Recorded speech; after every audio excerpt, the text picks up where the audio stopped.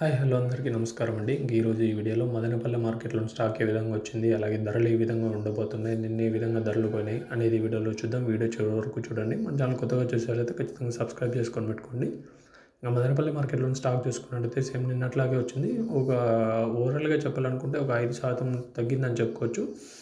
5% market stock అయితే తగ్గిందని చెప్పుకోవచ్చు. ఇంకా ధరల విషయానికి వస్తే నిన్న సూపర్ టాప్ వచ్చేసి మదనపల్లి మార్కెట్లో ₹130 పోయింది. చిన్న బాక్సులకి ₹130 అయితే మదనపల్లి మార్కెట్లో సూపర్ టాప్ పోయింది. మళ్ళీ సాయంత్రం ములకల చెరువు మార్కెట్లో అయితే ₹300 వరకు పోయింది. దానికి కారణం వచ్చేసి స్టాక్ తగ్గడం వల్ల ₹300 వరకు అయితే స్టాక్ ధరలు పోతాయి. మరి ఈరోజు మదనపల్లి మార్కెట్లో ఏ విధంగా ఉంటాయి అనేది చూడాలి. ఎందుకంటే నిన్న ములకల చెరువు మార్కెట్లో అయితే ధరలు పెరిగినాయి.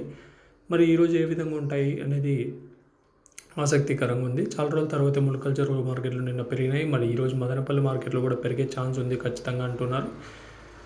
పెరిగితే బాగుంటుంది. ఇంకా ఇవి మార్కెట్లో ఇప్పటి వరకు ఉన్న అప్డేట్స్. ఇంకా అనంతపూర్ చూసుకున్నట్టయితే ₹100 నిన్న టాప్, కలికిరి ₹110 అంతే. ఇవి మన చుట్టుపక్కల మార్కెట్లో ఉన్న ధరలు.